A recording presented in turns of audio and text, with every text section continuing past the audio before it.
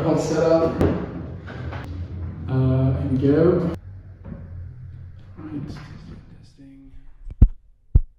Should be working. All right. I ran a half marathon in Ibiza last weekend, which was pretty cool. For context, I live in Barcelona. I'm on a study exchange with Asade, and about a month ago, I went up to some of my mates that I've made here in Asade. Just went up to them outside of class and asked what they were up to in the coming months, because Asade is one of those schools where all of the exchange students that come in, they kind of just blow their savings on country hopping around Europe. They don't really, there's not much else for their money to spend on. They don't actually do much studying. And I mean, fair enough, right? So I asked them what they were up to, and one of my mates, Lockie, responds with, oh yeah, we're just doing a half marathon in Ibiza at the beginning of April 5th. And he said, do you want to come? I mean, my instinctual reaction was just, no, you're insane. I realized I had no actual good reason to say that at all. Why say no? And so I went. And this video is not an attempt to kind of do the say yes to everything kind of cliche that you see on YouTube a lot of the time. I think it's personal. It's for me, it's an attempt to both reflect and keep a record of my time here in Barcelona, especially during a time of my life when I think I'm facing a lot of opportunity, but also a lot of uncertainty, and also just trying to scratch an itch to make something, which I often don't get a lot of opportunity to do because my life is so go, go, go, go, go, go, go all the time. And I've learned that sometimes amid all of that go, go, go, learning to take a breath and just kind of briefly look back at what you've done is good and can help you slow down, which, yeah, in my life is very much needed at the moment. So for context, it was me, the guy I spoke to, Lockie, and David and Ryan. We left Friday morning, 4:45 a.m. because our flight was basically at 6:20 a.m., I believe. Lockie got stopped at security, which was great, don't know why. And we pretty much walked onto the flight because it's an interstate kind of thing. It's not intra-country kind of thing. We landed. It was my first time in Ibiza. It was still very early in the morning, so the sun hadn't risen yet at all. And we found a cafe, got a little bit of a breakfast, had a wander around the harbour that was there, which was nice. And we walked up around Santa Maria Church, which is just a little church that kind of sits on the outcrop of the island. And we found this little path that goes around it, down this kind of like rocky cliff face kind of area that takes you all the way kind of down to the rocks, and you can just kind of sit by the waves. So we sat there for a while. We chatted in the sun, didn't fucking do much, to be honest. So we killed time there, and then we had to check into our Airbnb at 1.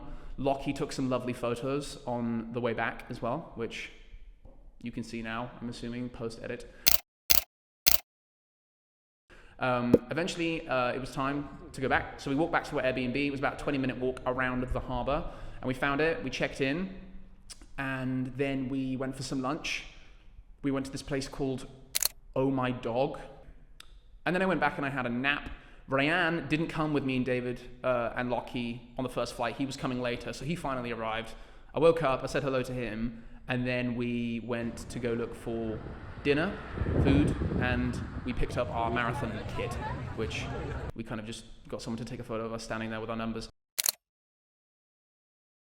My friend said we looked like prisoners, which I guess is kind of true, actually. It's quite weird, the situation I found myself in, like standing there with a number like attached to my chest, and like with thousands of other people as well. It's a bit odd. But yeah, we found a little restaurant up this side street, and I ordered a pizza, had a little bit of a chat. It was really nice. On the way home, we picked up some fruit. Got to keep those electrolytes up. And then before I went to bed, I booked another flight to Mallorca, which is going to be next week at the time of recording this. And I reread all of my journals, which was good to do. And it helped me feel at peace before the big run the next day. We woke up late, went to go look for some breakfast. Spent the afternoon kind of stretching, really had to get myself loose, I guess, and just kind of sunbathed a bit, and finished off with an electrolyte tablet and a cold shower and my compression socks, and I was ready to go. We all felt really good. It was good. We found the line to the bus. It was pretty long. This is the line to the bus that takes us to the start location for the marathon, which is like in the center of the island. We got on the bus, it was packed, but during this time I decided to make my official running playlist, including a track from a playlist that my friend had made me. I think that track was Von Dutch. The playlist was 1 hour and 56 minutes long, and I told myself that I had to finish the run before the playlist finished. We got there. There was quite a big crowd. There was like a bit of a gathering in this square while everyone kind of waited to start. We bought more fruit and ate more fruit. I also bought gummy bears to refuel during the race, you know, every like half an hour or so. And then we get going. Everyone starts running. It wasn't really clear when the race had started, so we didn't really know when to start our watches. But we all kind of like packed like sardines in a crushed tin box down this country road, and it was very windy. It was very up and down, so pretty difficult terrain in the beginning, but you know, you get going. And then I held back in the beginning, and I'm really glad I did, because by about mile 7 I was really ready to up it, and I did. Left my friends in the dust. Not really, but I really pushed myself. It was so good having the music in my ear. The scenery was insane.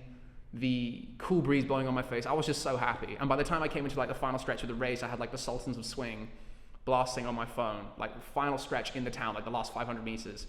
And I finished before the song, which you can see now, I think. And yeah, it was cinematic as fuck, I'm not gonna lie. What a way to end the day. I got under my goal time, actually, so I was super chuffed. And no exaggeration here, we couldn't walk.